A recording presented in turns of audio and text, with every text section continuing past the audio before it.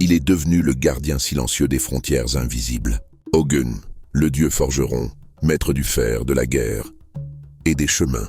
Nous sommes au cœur du Nigeria, entre les forêts d'Ifé et les rivières d'Ijebu. Un monde ancien, où chaque arbre parle et chaque pierre porte une mémoire. Ogun, fils de Yemoja, frère de Shango, mais pas comme les autres. Là où Shango crie le tonnerre, Ogun se tait et frappe. Il n'était pas roi, il était pionnier.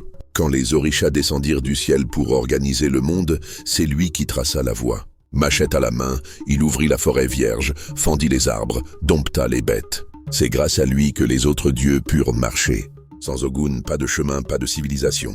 Mais il avait un prix, car Ogun n'était pas qu'un forgeron. Il était aussi guerrier point intransigeant.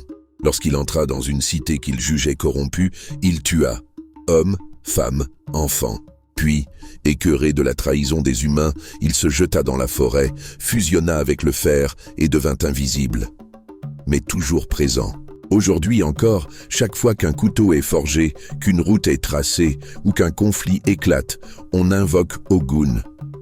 Dans le vaudou haïtien, à Cuba, au Brésil, à Lagos ou à Porto Novo, son énergie veille. Il est le fer, il est la guerre, il est la voix. Je raconte des histoires que seuls les anciens connaissent. Dis-moi en commentaire si tu connaissais cette version de l'histoire. Abonne-toi et soyons connectés.